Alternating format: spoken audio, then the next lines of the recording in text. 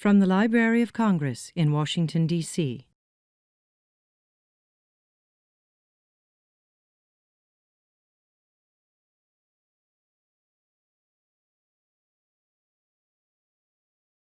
It is my pleasure to introduce Paul Holbrook to our Thursdays at 3 lecture series.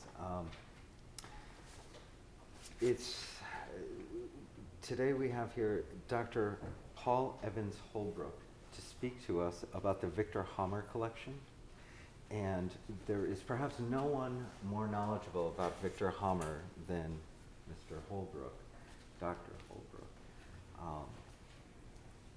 He became close friends with Carolyn about 2 years after Victor passed away. And he was instrumental in getting the Victor Hammer collection, Victor and Carolyn Hammer collection, here to the Library of Congress. This all started about, well, at least for us here, our interest and our relationship with Paul started about 4 years ago. He stopped by to pick up some material from the collection itself. And as he was going through, it was just, it was obvious he was the curator of the collection. He was picking up pieces and saying, yes, this is the mantelpiece that belongs in the church. And when I picked my job off the floor, I was really thrilled that somebody knew the collection so well. And then at the same time, I was really disappointed that he was on a flight back to Kentucky that night. And so we've been working with Paul to reclass the collection, and this is why it's so important that he's back here to help us understand and to help curate this collection, get it in front of the people who need to see it. So. We have a keepsake that you're holding right now. This is from the Crooked Crow Press, Chris Manson's press. And he is part of AFA, the American Print History Association. And so you may see that we have 2 dates on here, April 26th, of course, today, and April 27th, tomorrow. Tomorrow, Dr. Holbrook will be giving a talk to AFA specifically, and that's why you'll see 2 dates on there. We're not missing anything, or that wasn't a typo. Though don't look too closely because we set some of the type. This is a beautiful piece, despite the fact that Rare Books helped produce it, but not because of. So Dr. Holbrook has edited a collection of letters between the Hammers and Thomas Merton, curated shows of Victor's work, and continues the Hammer work and legacy as a printer and director of the King Press Library at the University of Kentucky. Please help me to welcome Dr. Paul Evans Holbrook.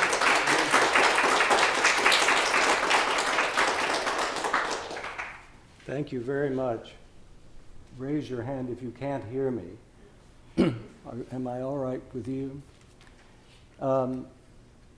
Tomorrow I'm talking mostly about printing types, although a few other things will work their way in. And today I'm talking not so much about Victor's work as a typographer and printer, but will be happy to do so in discussion with you after my presentation.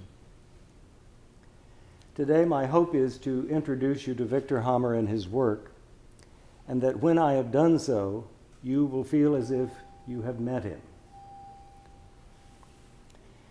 In a letter of May the 21st, 1951, the poet Wallace Stevens, with whom Hammer had an extensive correspondence, and for whom Victor created an ex libris, humorously suggested The Life and Times of a Contrary Man as a suitable title for Hammer's book, which was badly entitled as Memory and Her 9 Daughters, the Muses, a pretext for printing cast into the mold of a dialogue in 4 chapters. It was badly entitled because I, as a sometime bibliographer, have had to write the entire title or type it numerous times, too long. I, being in the process of writing a biography of Hammer at the request of his late wife Carolyn, with whom I worked for 30 years, am considering using this title humorously suggested by Stevens as the subtitle of my biography of Hammer. Hammer himself says in the dialogue lengthily titled, "Truly you labeled me the contrary man, but you did not say contrary to what? Truly I am contrary to mediocrity, though I know we could not live on the planet without it. I am contrary to sloth and contrary to waste, which will go on in spite of me, and I am contrary to blasphemy against the Spirit. I have proved to myself that I can change the world, but only within the reach of my hands. The work I leave behind will not be great, yet it will prove to be genuine though not progressive." Vedic poets in ancient India saw that all elements of the divine, human, and natural world fit together perfectly in an eternal and smoothly flowing symbolism known as Rita. Despite their powerful and diverse personalities, even the gods and goddesses lived within the structure of this cosmic law of universal harmony.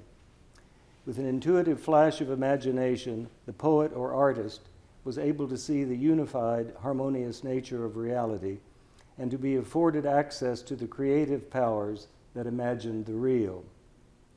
The Sanskrit word Rita suggests the smooth and rhythmic turning of the wheel of being and is derived from the Proto-Indo-European root ar, meaning fit together properly, suitably united. This serves as a basis for the Greek word harmos, the root of harmony, and also the basis for the Latin ars, root of art and artist. The Vedic sages who saw Rita within and behind all forms of being saw the art of existence itself and allowed their artistry and craft to focus the creative power and thereby to present that order fixed for contemplation. Victor Hammer's life as an artist and craftsman is a testament to that vision.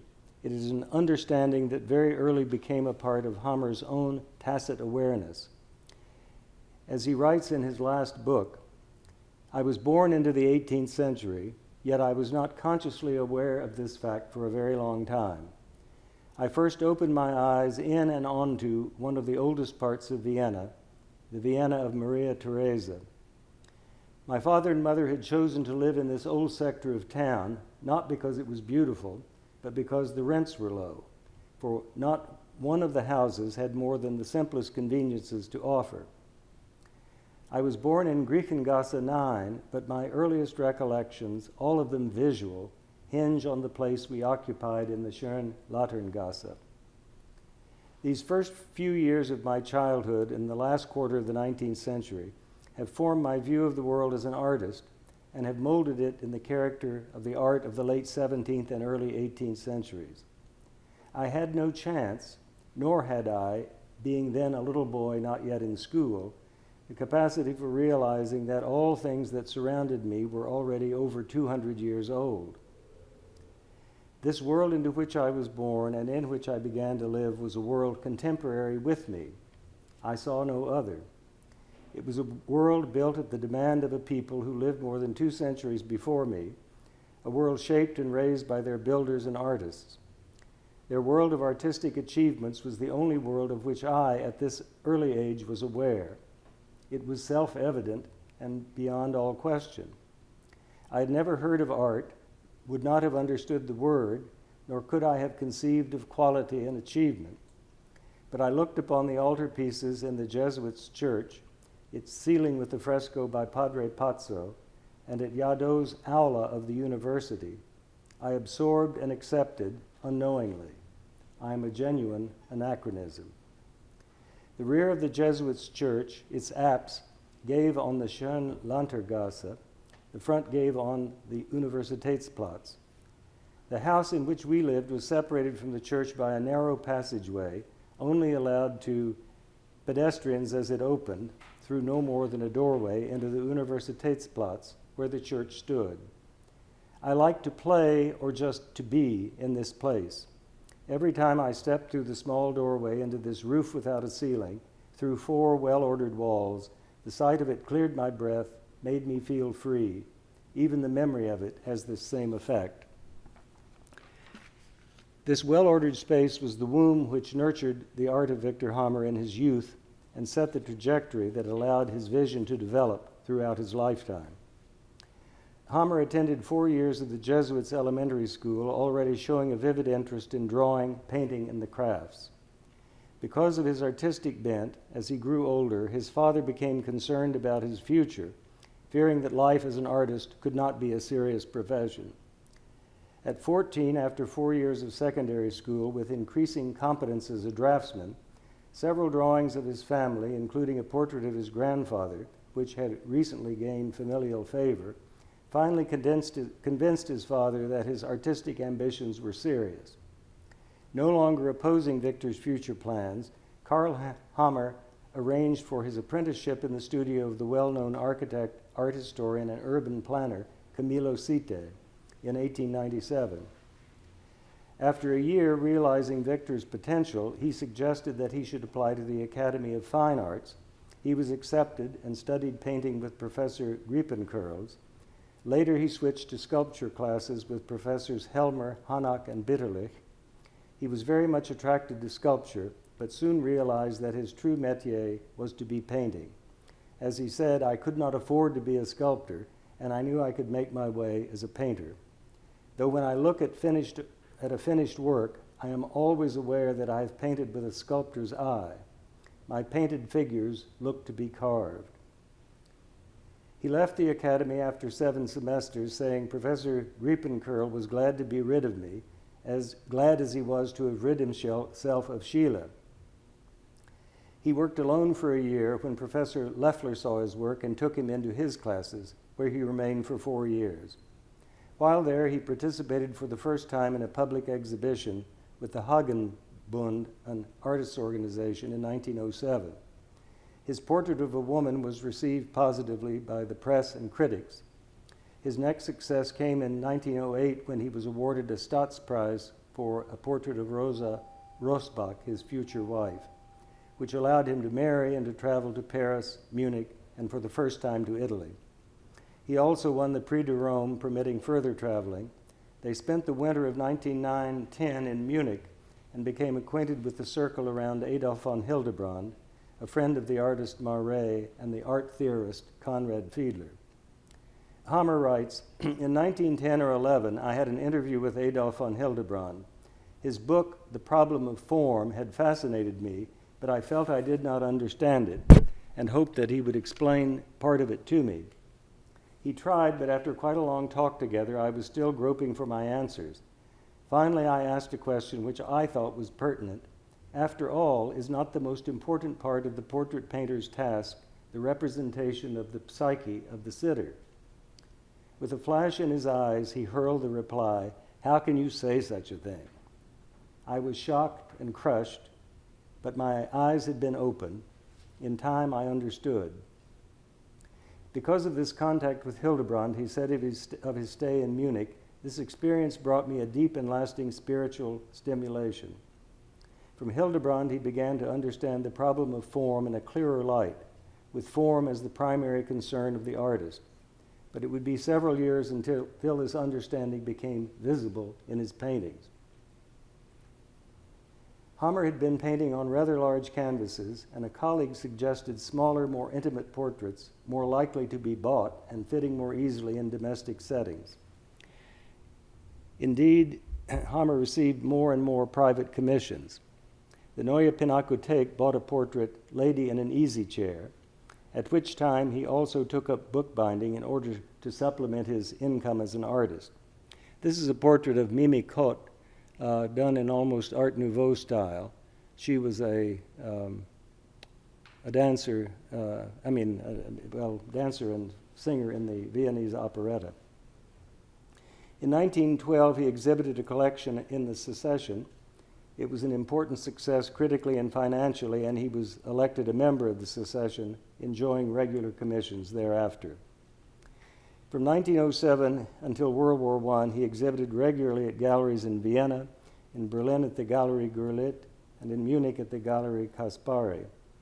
He was mentioned positively almost unanimously in publications. Only once was he criticized for his, quote, "sharp and rigidly drawn portraits," which lack liveliness. Hammer resigned from the Viennese secession in 1913, realizing he had really nothing in common with the other secessionists, even though they were his classmates at the academy.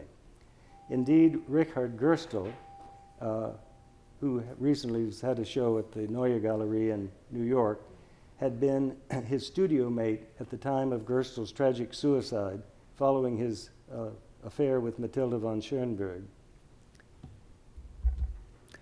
This is a Hammer self-portrait with clarinet in oil, showing still bound to the Viennese style of 1900.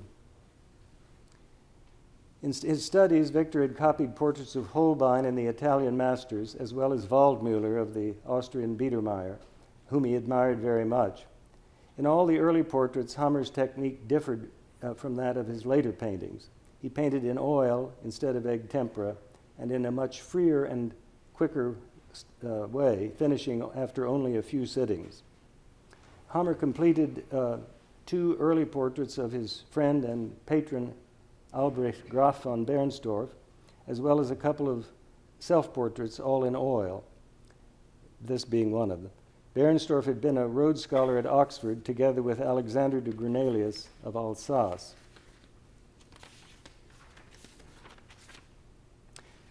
By 1914, there was movement toward the later style, with the portraits of Helene, Countess Harrach, and his great friend and patron Conrad Mautner. This is the portrait of Harrach. She is dressed in green. Unfortunately, we don't seem to have a color copy. Both portraits display his meticulous treatment of every detail, a facet of all future work. But he says, "I can only give my sitter's head the best place on the panel." The portraits of Conrad and Anna Mautner each display letter forms announcing the subject's name and date of completion. Hammer often continues this painting of letter forms in his work in the medieval and early Renaissance style in various portraits. Hammer writes, in May of 1914, I was invited by Albrecht von Harrach to come to Florence and paint a portrait of his wife. I worked very hard on this portrait, and the few weeks at their villa in Marignola near Florence was a very lovely time in my life. I was able to take a trip by car through Umbria, and the total experience filled me with pure happiness. Fate had apparently given me this peaceful and happy interlude out of charity, for before I could start my new work, the World War broke out. I reported for duty in Yaroslav, Poland, on the San River as an infantryman. He spent 4 months in combat with the 4th Austrian Infantry Regiment. In October, he would be sent to guard duty behind the lines and then to headquarters as a staff artist in the Urals. After the war, Hammer was sent to Trieste and then to Constantinople before returning to Vienna. He writes, "The first work I did after this army life was as though my artistic ability was paralyzed. In the first year at the academy, my work was better." In 1918, Hammer began a work pivotal to the development of his technique. The Wood Turners of Constantinople. Even for his standard, he did an amazingly large number of preparatory studies. Even though he came back to the panel numerous times in the following years, the panel, started in egg tempera, was never finished. Nevertheless, the panel is of particular importance because it shows a new development in Hammer's work, unlike the portraits he did for the Heeresgeschichtliche Museum, the Arsenal Gallery of Vienna. Although his panel still shows a scientific three-dimensional perspective, which is not found in the later works, the figures no longer seem captured in a temporary situation, but seem arrested in their movements in a timeless space. As Hammer says, the work of art, the genuine work, opens the eyes of the beholder to see reality anew, prepared for contemplation. By 1918, Hammer had returned to his studio in Vienna, which he would maintain until 1939. The Hammers now had a son and daughter. Post-war Austria suffered from hunger, cold, the constant currency devaluation, and shattered self-confidence. The political situation in the young republic was tense and uncertain, the fear of overwhelming communism was in the air. People thought that only an annexation by Germany could save the situation, but it was not until 1938 until the Anschluss became a reality. As a result, the Hammers decided to go to the country, to Obernberg am Inn, where they met Dr. August Plunger and his wife, who helped them find lodging. They developed a long-lasting friendship. Plunger was a passionate Latinist, quickly attracted to the well-educated painter. They were able to store some of Hammer's possessions, including letters, in safekeeping during World War II. Around 1920, the Hammer family left Obenberg at the invitation of his friend and patron, Ferdinand Arco, to stay at his estate in St. Martin in Imkreis, where they continued to summer for a decade or so. Rudolf Koch, the great German typographer, calligrapher, and craftsman, describes the creative atmosphere during these months and includes what then about Victor Hammer? Is he an artist? Is he an artisan? Neither word fits his case, as both are linked to concepts which are refuted by him. He is not a combination of both either. It is better to say that he is neither of the two. For an artist, he is too practically minded, too sober, too normal. There is nothing fanciful or exalted about him. For a craftsman, his mind is too profound, his intellectual measure too great. As early as 1910, Hammer had been experimenting with the technique of the mezzotent, an almost forgotten discipline, which, with his concern for graphic preciseness, proved to be an ideal medium for the artist. The technique had been widely used for copying paintings from the late 18th into the second half of the 19th century, especially in England and in Austria. In St. Martin, Hammer returned to it, finishing the portrait of Baron Franz Mayer von Melnhof, depicting him in a traditional Austrian hunting outfit. He later did a number of illustrations of traditional Austrian clothing known as Trachten for his friend and patron Conrad Mautner. In 1924, he extended his skill in London, where the art of the mezzotent was still taught at the Royal College of Art.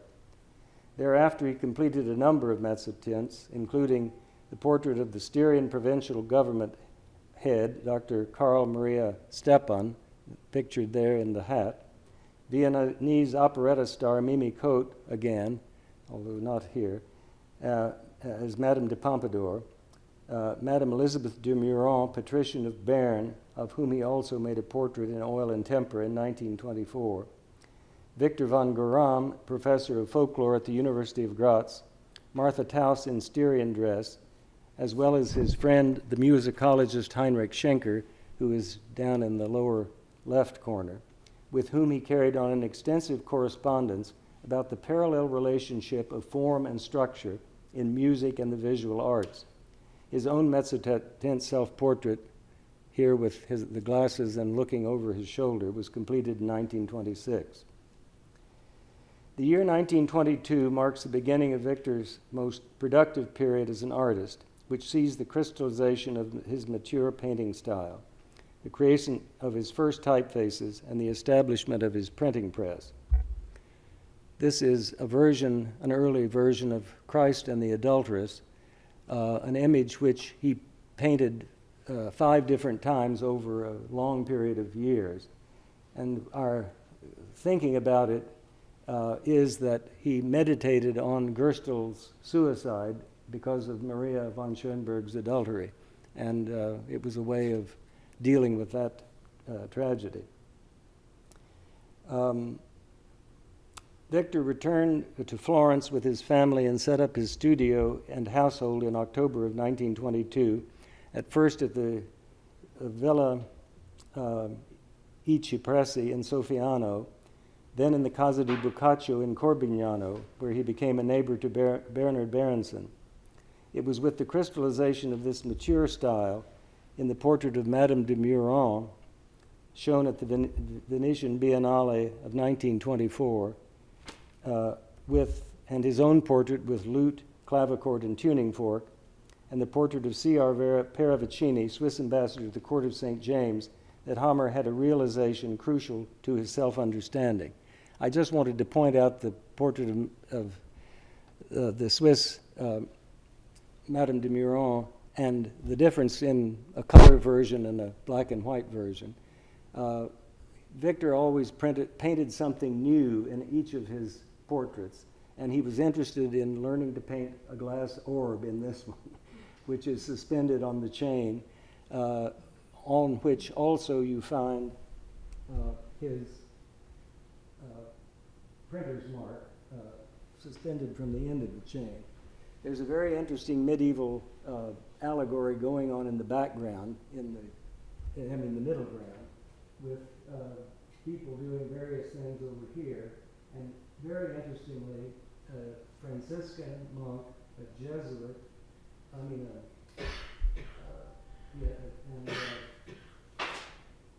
a figure, a Christ-like figure bending down, and the adulteress appearing once again.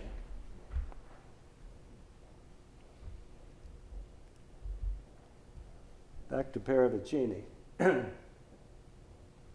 As a child, Hammer had looked out of his bedroom window one morning and writes, "At one glance I absorbed all the forms in front of me, their order, the contrast of light and shadow, warm and cool as it were, and the relationship of planes. I also saw the narrow street coming from the left-hand side and broadening into the narrow square. Through the open door of the gatehouse, I could see the sunlight on the distant pavement of the Heiligenkreuzerhof. The tiny belfry with its cross on top stood clear against a transparent sky. Yellow sunlight already lay on the roofs and the upper part of the house walls, while cool gray shade still filled the narrow street. Horizontal and vertical forms, rough and smooth surfaces, solid, tangible forms against the sky. That was all there was. Nothing poetical, nothing emotional, no yearning, no great distance, nothing idyllic, only quiet, clear, sensitively arranged forms. After a short while, I left the window and picked up the threads of a child's life where I had left off the day before. Many years passed, and I was nearing the middle of life. I had forgotten what I'd seen as a little boy. Sometimes at long intervals, the recollection of those moments flashed through my mind. It soothed me while it lasted, but no longer did it mean anything to me. When I was in London, I was commissioned by the Swiss minister to the court of St. James to paint his portrait. I made all the studies in London, then went back to Florence to paint the panel there. As Mr. Paravicini was in the garb of a minister, I had chosen a view of the ambassador's court in the St. James Palace with a little white tower as a background. After I finished the painting, I took it to London for delivery, and should it be necessary, to give it final touches in the presence of the model. When I took it out of the box and saw it with fresh eyes, the recollection of what I'd seen from the window as a little boy came back to me suddenly and was more vivid than ever before. I realized that I had repeated that scene in the painting, horizontal planes alternating with vertical ones, quiet and moving masses, clear and tangible forms against a sky, a London sky, gray and murky in my portrait. The tiny belfry, the party wall in the street, everything was there, oddly changed yet recognizable, even myself in the person of the model. Mentally, I reviewed my past work. I was both agitated and puzzled. No doubt here was a pattern of composition which recurred in all my work, however disguised in each particular one. The subject matter had no influence upon it, whether a portrait, an historical scene, or a single figure. I had cast it in the same mold. The three latest large self-portraits provide understandable examples of this, not including the two large ones with paintbrush in one hand, in different hands.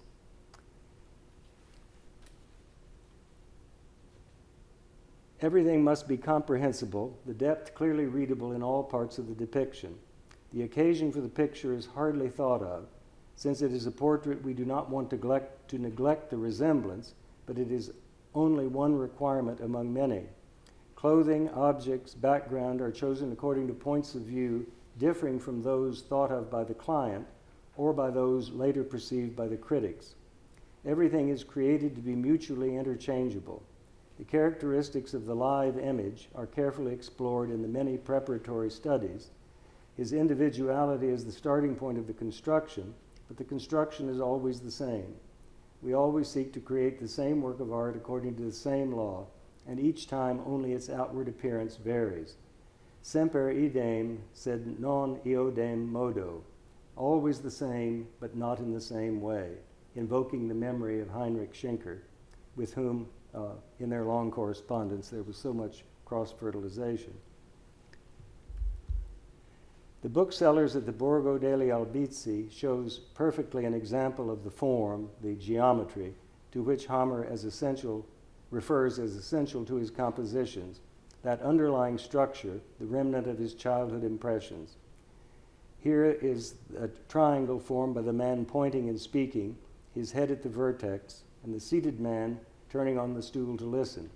The background is skillfully arranged to distract the eye from the triangle.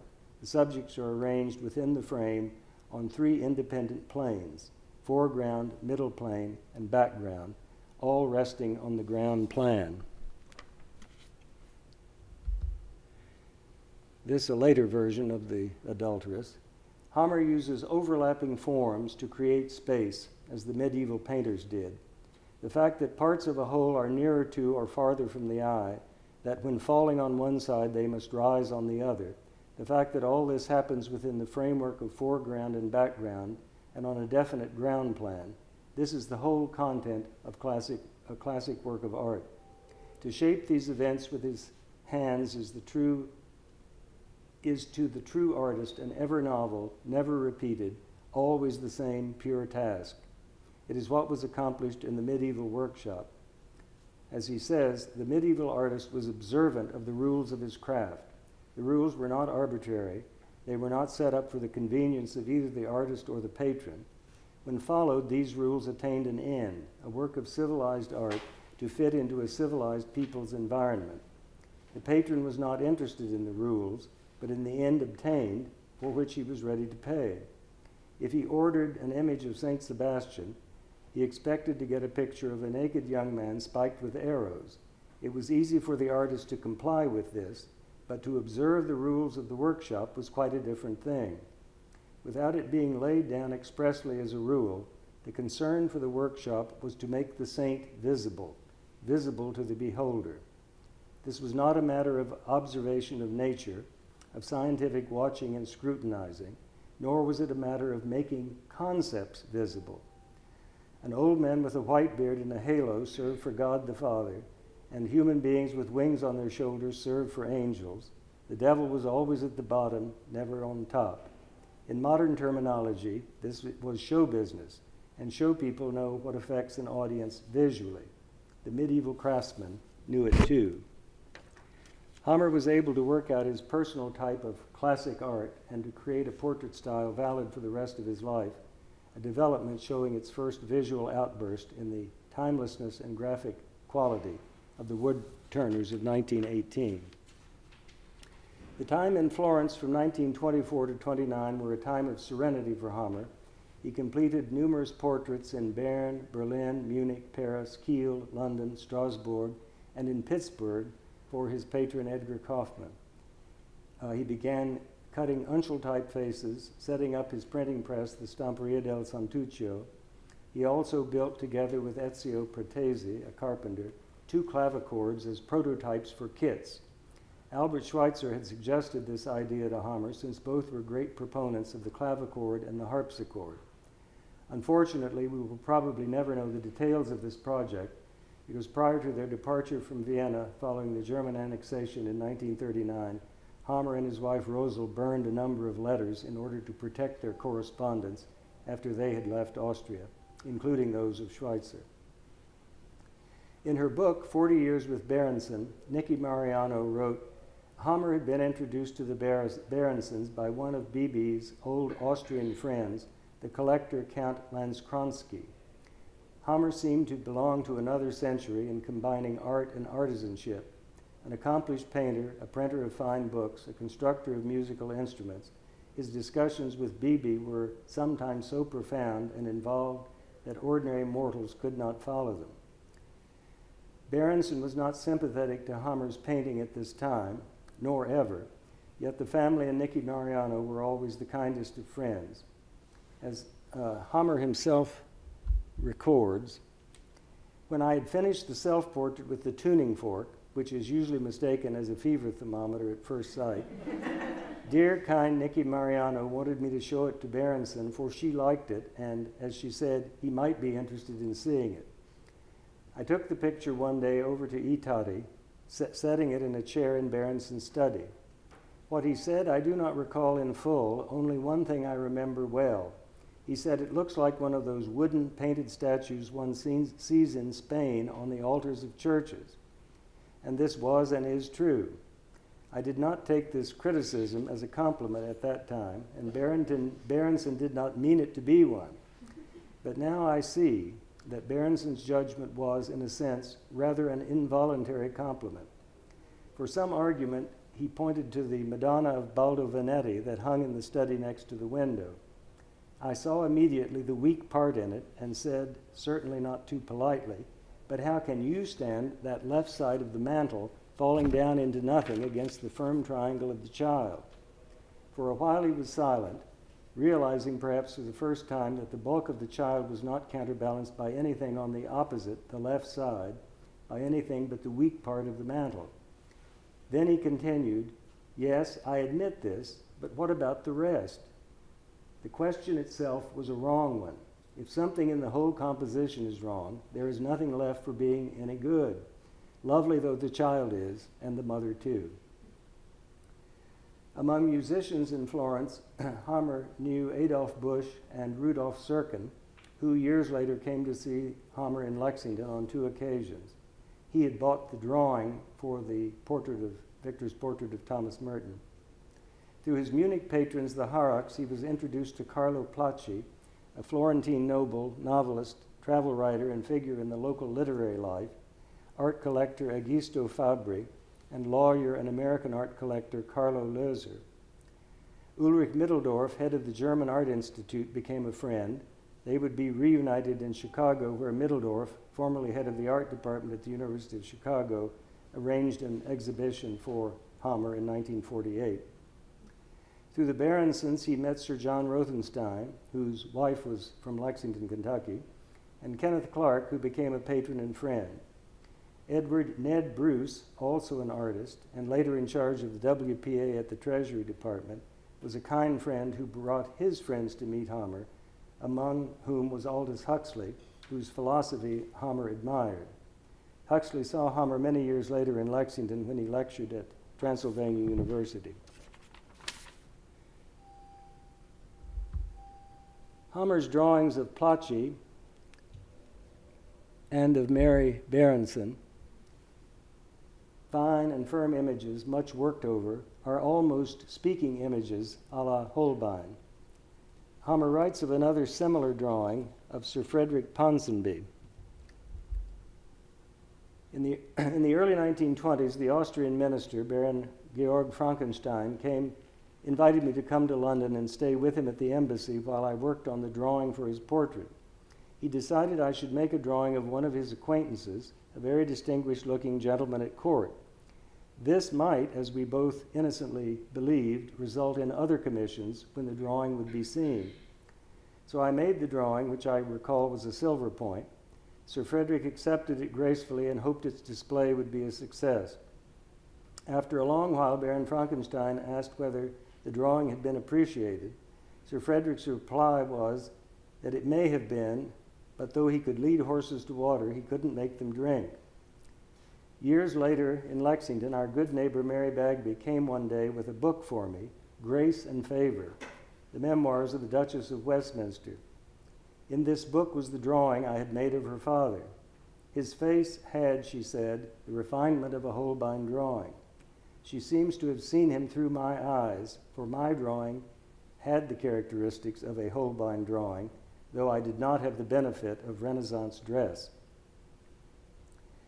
Hammer had been interested in the book art since he began bookbinding in 1911, hoping one day to print and bind a book.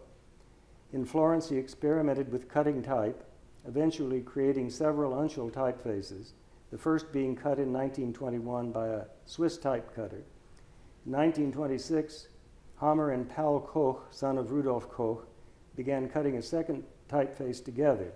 It was cast by hand in the studio in 1928 and would be called American Uncial after the first issue from the press in 1931. And that book is the second from the end of the left side of the table. Deciding that if he were creating a typeface and using handmade paper, he should also have a handmade printing press. In 1927, Hammer made some drawings of a wooden press in the Biblioteca Lorenziana. While still living in the Casa di Boccaccio, Hammer, with Ezio Pratesi, his craftsman friend, built the press. Neighbor Bernard Berenson suggested that an appropriate first issue of the press might be John Milton's Samson Agonistes, for reasons unclear, but that was the suggestion, and it was accepted. At a luncheon party in 1929, Hammer had a fortuitous meeting with Edgar Kaufman Sr. of Pittsburgh. Hammer had completed a drawing of his wife Liliane in London in 1926. Kaufman asked Hammer if he would come to Pittsburgh to paint several portraits. Hammer thus made his first visit to the U.S. for commissions, including Edgar Kaufman's portrait, which now hangs in the dining room at Falling Water.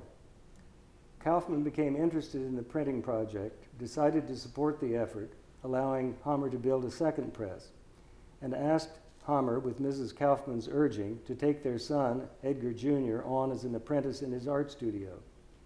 In addition to Paul Koch, the studio included Fritz Cradle, who had been a student of Rudolf Koch, Fritz Arnold from the Bauhaus, and young Jakob Hammer.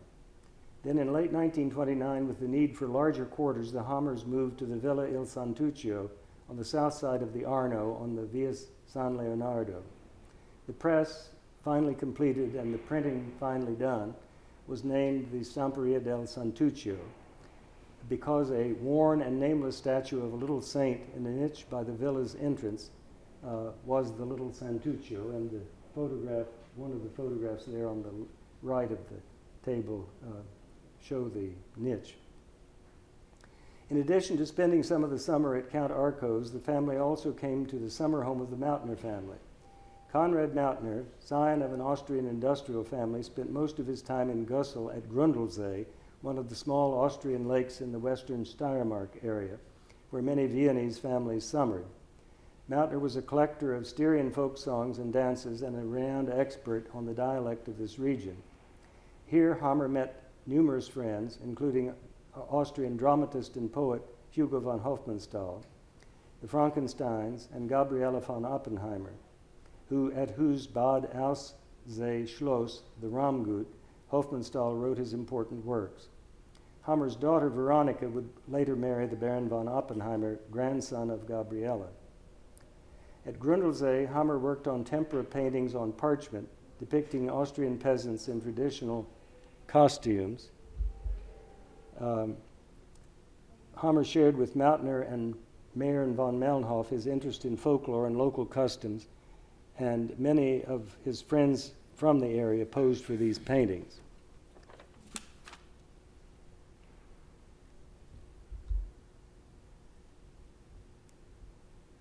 Other paintings completed in these years were those of Baron Frankenstein, with the Palazzo Uguccione in the background, Francesca Cinelli, the wife of his friend and poet Delfino Cinelli, and Antoinette de Grenalius, the wife of, his friend, as well as the wife of his friend Alexander. In all of these, in addition to perfect finish obtained by the use of tempera, there is another attribute. It is the brush or the tuning fork in the hands of the painter, the decorative medallion in the portrait of Cinelli, the geometric pendant on the chain of Madame de Muron's glass orb, or the twigs of an olive branch at the side of the Austrian ambassador. All these attributes are not merely aesthetic embellishments, but symbolic forms ornamenting the work with increased meaning and binding it into a visible whole. In 1932, Rosal Hammer and the children returned to Vienna, and Hammer went to London, where he had hoped to get further commissions from friends of Kenneth Clark, Paravicini, and Frankenstein. Hammer completed several mezzotinted portraits and works in silver point. He was commissioned by a committee headed by Baron Frankenstein to create a bronze memorial bust in honor of Hofmannsthal and to cut a marble inscription for it, placing it in the Festspielhaus in Salzburg, later destroyed by the Nazis. He had several shows, was well received in the press, but the public did not fulfill his hopes. At the end of 1932, he left for Paris, where he met his old friends Tudor and Don Wilkinson. Of Don, Hammer said, "I was asked to paint the most beautiful woman in the world, but I failed. She had been so billed when she was in Ziegfeld's Follies before World War I, and now she refused the painting, finding it too austere or statue-like." He also painted some of his nicest female portraits during this visit. His subjects were mostly friends and Schlumberger cousins of Antoinette de Grenalius. In 1934,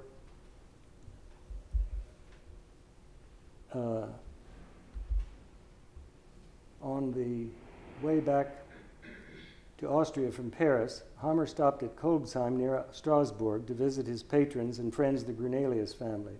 They were close friends of Thomas theologian and aesthetician Jacques Maritain and his wife Raissa.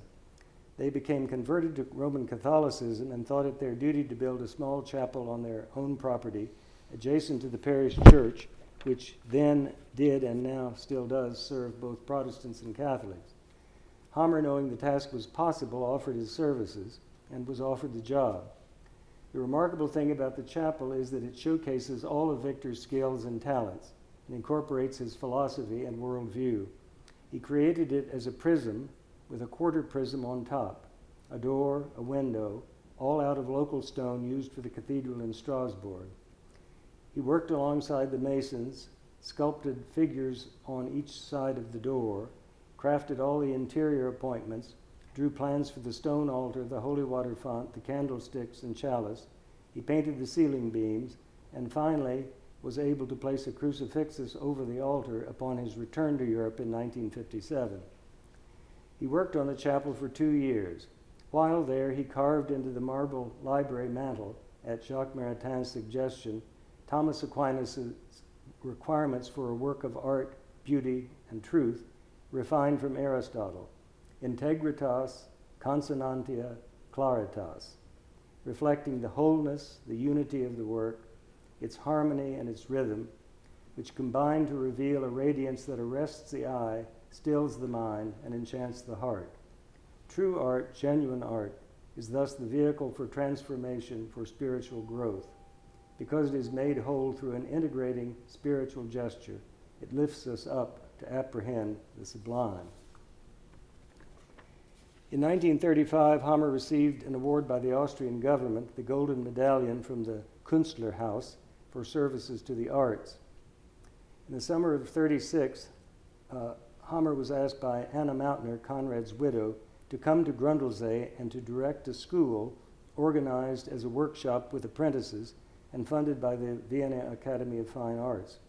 This school offered classes in painting, printing, bookbinding, calligraphy, woodworking, and cabinet making. Hammer again established his press, and the school operated for 2 years. In 1937, Hammer was offered a post at the Academy of Fine Arts in Vienna, and he accepted the offer in early 1938. He established his press then in Vienna, but by March, the German annexation of Austria was complete.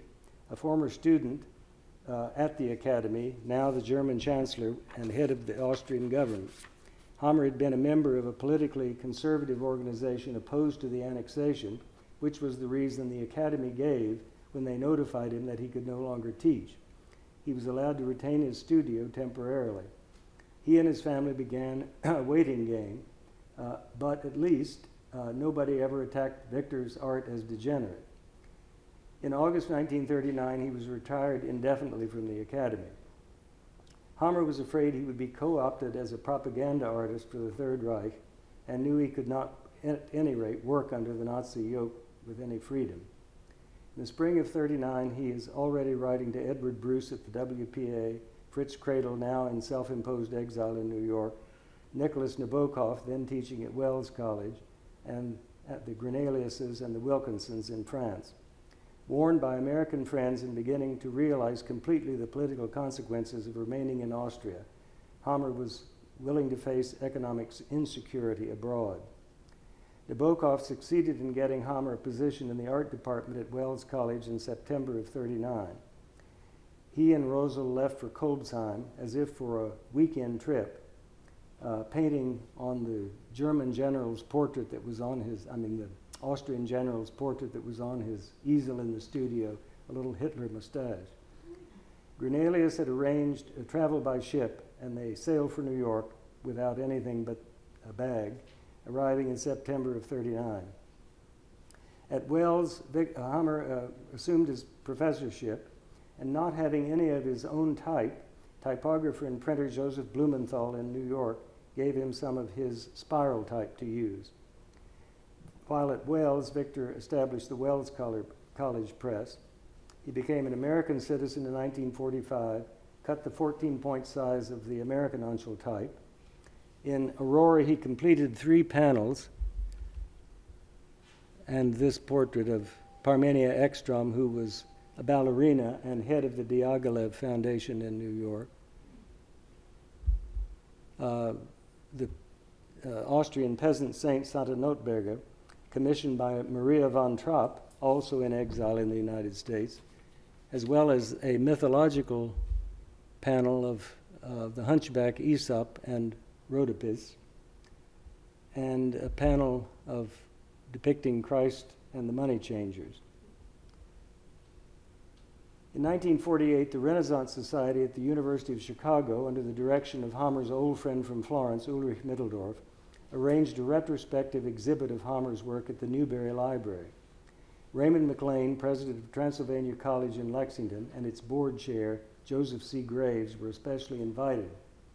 Hammer was nearing mandatory retirement at Wells, and R. Hunter Middleton of the Ludlow Type Foundry, who had known Victor and was a friend of Graves and McLean, along with other Chicago friends, hoped Transylvania might call Victor as artist in residence.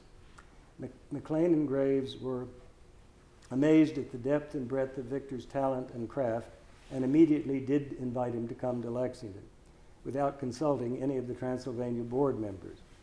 Hammer accepted, and with only a handshake, it was settled. As McLean later said in an oral history, "We did things differently in those days." And so in the fall of 1948, Hammer began his position as artist in residence at Transylvania College in Lexington, Kentucky, established his press, now with his own American Uncial type. The Stamperia del Santuccio again operated and began its run in the bluegrass. Hammer's time in Lexington was peaceful. Of course, he acquired a new circle of friends and patrons, teaching, and as a result, without any financial worry, he could work on projects that he wanted to do. Rosal Hammer died in 1954. The following year, Hammer married their friend Carolyn Redding, who had been Victor's apprentice and helped Rosal during her final illness. He cut the 18-point American Uncial in Lexington and the 14-point Andromaque type. He completed 5 portraits, including one of Raymond McLean and our Kentucky balladeer John Jacob Niles. He painted 8 panels on gold ground, crucifixes, 3 different versions of varying size, one for the chapel in Kolbsheim, one for Thomas Merton, who wanted it in his novitiate chapel at Gethsemane, and another one that he retained himself. He did the 4th and 5th versions of Christ and the Adulteress, and these 2 triptychs, Hagia Sophia on the left, crowning the young Christ, and Memory and her 9 daughters, the Muses. And he worked on but did not finish his last triptych, the Resurrection. Do I have time to say something ad libitum? Are we doing all right? Well, the Hagia Sophia was commissioned as a Madonna and Child, and as Victor was working on it, the child became a young man, and the woman, the Madonna, became almost Amazonian in proportion. And Thomas Merton came to the dentist in Lexington, which was a way that he could escape and see his friends, the Hammers. And at lunch, Merton was observing the panel on the easel, and he said, "Who are these people?" And Victor said, "I no longer know." And Merton thought of the line from Proverbs, "Wisdom will honor you if you love her. She will place on your head a fair garland. She will crown you with a crown of glory." And so Merton said, "This is Hagia Sophia," and crowning the young Christ. Merton then wrote his little meditation on the holy hours of the day called Hagia Sophia. In the Muses, which is at the University of San Francisco, Victor did something that he often did do, make use of his former sitters' faces in another context. And Mrs. Tudor Wilkinson's face appears here as the head of Urania. And when Victor told her she was going to be in his triptych, she wrote a postcard and said, "Oh, dear Victor, I'm so happy I'm in your triptych. When my body is moldering in the ground, I will still be measuring the skies." Hammer was awarded an honorary Doctor of Humanities degree by the University of Louisville in 1960, and the North Carolina Museum of Art at Raleigh mounted a retrospective exhibition in 1965. Hammer died in Lexington on the 10th of July, 1967. Raymond McLean, formerly president of Transylvania, read the burial service, concluding with this final evaluation. It was his genius to unify these gifts in his life. He made no distinctions, so far as I can tell, between the arts and the crafts, even more between the fine arts and the supposed lesser categories. There was just as much artistry, just as much craftsmanship, just as much attention to composition, just as much marriage of form with function, just as much discipline, technique, and production, whether the work were carpentry or punch cutting or painting. This gave Victor the power of undivided wholeness and reduced potential complexity to simplicity.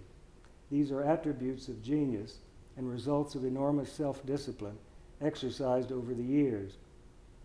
These lifted his work to the level of the universal, lifted it above the moment, and gave it to the ages. Let us make no mistake about Victor. He was a simple man, but it was an achieved simplicity. He was a highly sophisticated person, well-read in several languages, conversant with the best minds ever to have reduced their thoughts to poetry or prose on the printed page. His simplicity was the result of education, of continuing thought. His technique embodied a constant search for better ways of doing things. His power was rooted in a highly sensitized intuition, refined by unremitting work, and dedicated to a purpose beyond his immediate personal status.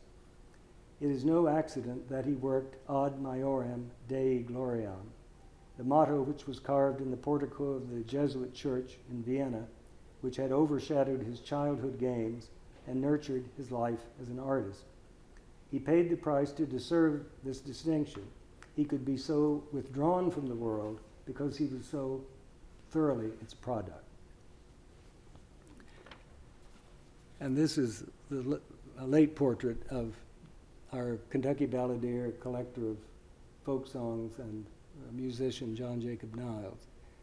And completely accidentally, Johnny's 126th birthday is Saturday, and the friends in Lexington have contributed to an historical marker to be placed on the Athens-Boonesboro Road at Boot Hill, the Niles farm in Clark County. And Victor, and this is a perfect example of Victor's portraiture, everyone looks far more austere than they were in reality. And there's another similar portrait of the mayor of Louisville, Charlie Farnsley, who was just a terrible comedian. And yet he looks very dignified in the picture. So that's all I have to say, but I'll be happy to answer any questions if I can. Thank you very much. Thank you.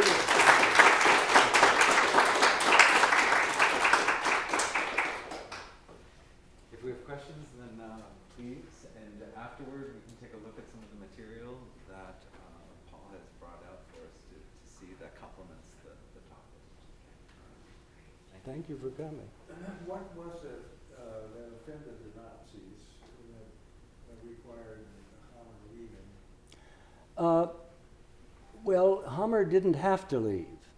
He just felt, because he knew he would not have any artistic freedom, and he had no intention of becoming a propaganda artist, which his paintings, as it were idealized figures, would have been perfect for the Nazi program. To teach, wasn't he? Yes, but he was forbidden to teach. The excuse was that he belonged to this conservative party that was against the annexation. So there was really no reason that they needed to fire him. But it happily worked out to everyone's advantage, except the memorial to Hofmannsthal, which was replaced by, I showed the original memorial was a bust from the waist up and the marble plaque underneath it. And Victor had a head, just the head cast for him to keep at the time of the original casting, and they were able to make a mold from the cast head and recast another head that I'm told is in the Festspielhaus again in Salzburg, but I haven't yet seen it. I hope to get to Salzburg before too long. Another question. Was the relationship with the Kaufmans long-standing? Yes. Well, it was very important. It allowed the press to really be started. Edgar Sr. gave Victor, I think, $400 a month for 2 years. And Edgar Jr., because then the Depression hit, of course, and Edgar Jr. Said, I'm getting an allowance from Father. I will have it and give you half of it. He was still there in the studio, which he did. And Edgar Jr., although, he had this fabulous art collection, but it was mostly contemporary works, but he had these several, he was devoted to Victor and wrote a very nice meditation for the third volume of the Anvil Press publication, Victor Hammer, An Artist's Testament, about his time and his experience in the studio. And when Victor died, he sent the large portrait of Victor to Carolyn, which he had in his stored away somewhere, probably with the paintbrush and the kimono on, and which Carolyn then donated along with the silver point and the one copy of the Mezzotinto self-portrait to the National Portrait Gallery. So it's here somewhere, and it would be nice to see it again. But so the Kaufmans were, and Carolyn and Edgar Jr. corresponded till he died. Carolyn out. Those are preserved? Oh yes, the correspondence should be here. All the Kaufman correspondence. The Wilkinson correspondence, the Mautner correspondence. There's over Victor. There's over 400, I think, envelopes of correspondence in the collection here. So part of Paul's coming to give this talk and talk to the print group tomorrow is also a bit of a celebration in rehousing and publishing, posting the revised finding aid for the collection. And so the collection is broken up into, it's a wonderful collection. We have correspondence, exhibit publications, photographs, Reviews and critiques. as well as some artifacts and some of his printing blocks. So that collection exists here at the Rare Book and Special Collections. It was posted earlier this week, and the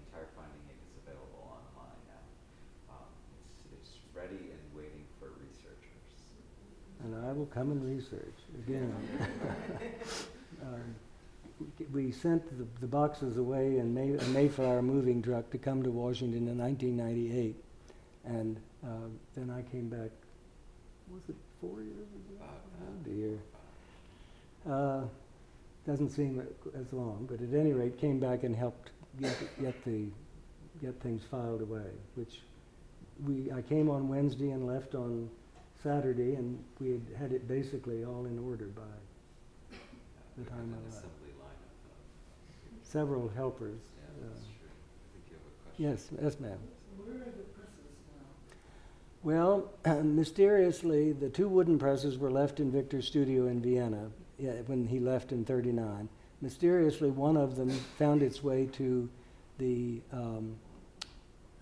Gutenberg's last house in Eltville, so it's a part of the collection there. The other wooden press is at the King Library Press. It, along with a lot of things from the studio, came to Lexington in 1955.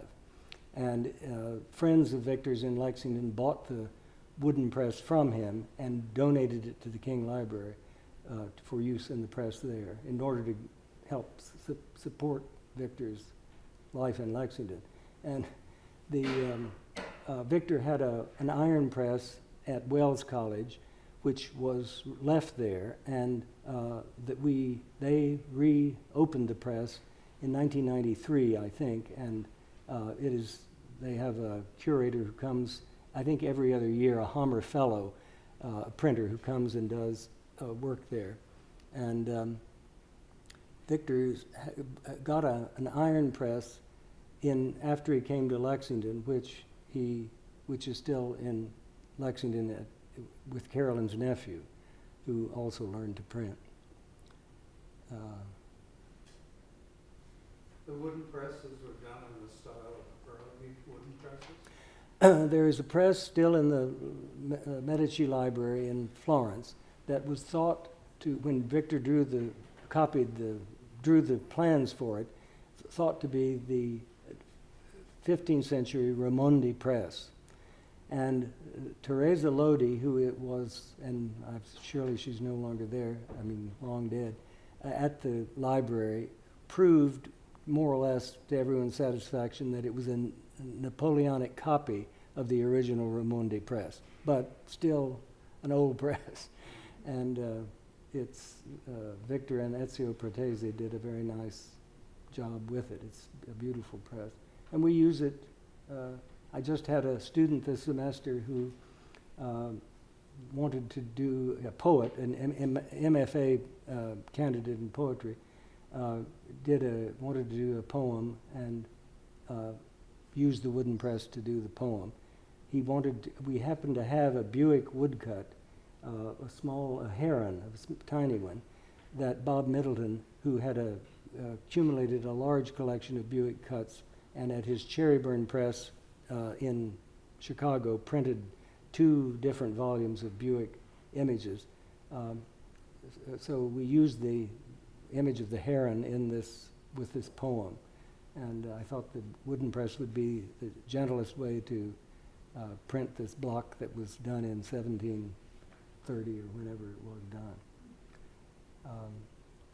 So we are still very much using the press, and I have Carolyn, when we quit printing, the last book we printed at the Anvil Press, which was her final imprint, was Thomas Merton's 4 poems in French, and Merton having been born in Prades, France, and she gave me the press and the contents of the press room, and I transferred them to the King Library, where I assume, as long as it lasts, I will eventually completely donate it to the King Library, unless they close the press and I have to take it home.